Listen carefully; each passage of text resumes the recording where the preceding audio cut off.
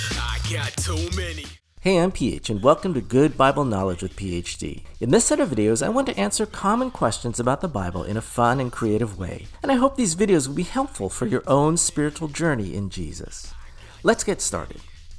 What is the meaning of the visions found in the book of Daniel? Daniel was one of the youths deported to Babylon during the reign of Jehoiakim in 605 BC. Daniel spent his entire life in Babylon as a prophet to his people in exile.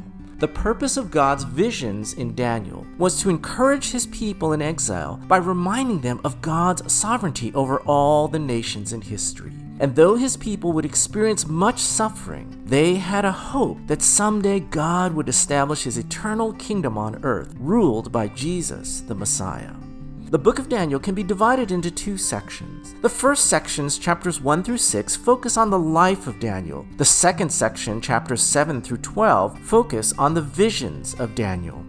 Chapters 1 through 6 record the experiences of Daniel and three other young men, Hananiah, Mishael, and Azariah, and their rise to prominence from captives to royal officials in both Babylonia as well as in the Persian Empire. Their lives were shining examples of how God continues to prosper his people as they faithfully honor him.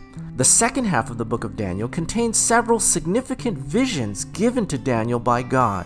In these visions, God disclosed his sovereign plan through the ages, which would culminate in the reign of Jesus the Messiah, the Son of God.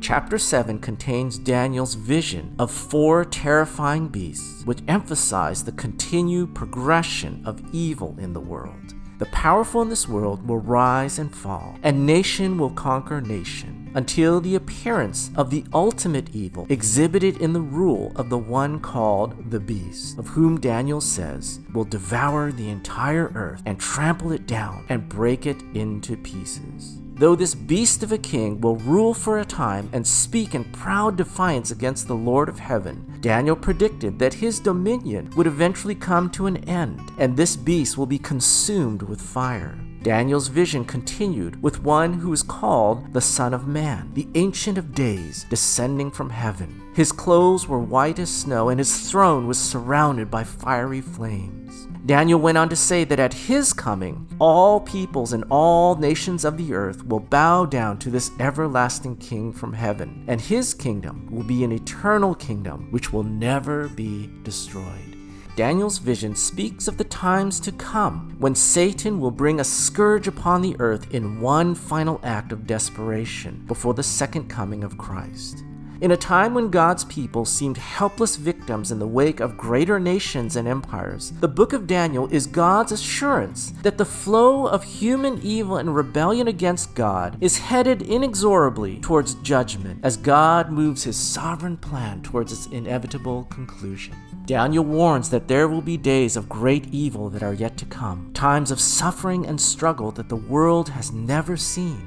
But God promises that in the end, Jesus, the King of Kings, will bring a righteousness and peace that will cover over all creation. And he will bring an end to evil and suffering once and for all. And his kingdom and rule will have no end. Daniel 12 says, "And those who sleep in the dust of death will awake, some to everlasting life, and others to shame and everlasting contempt.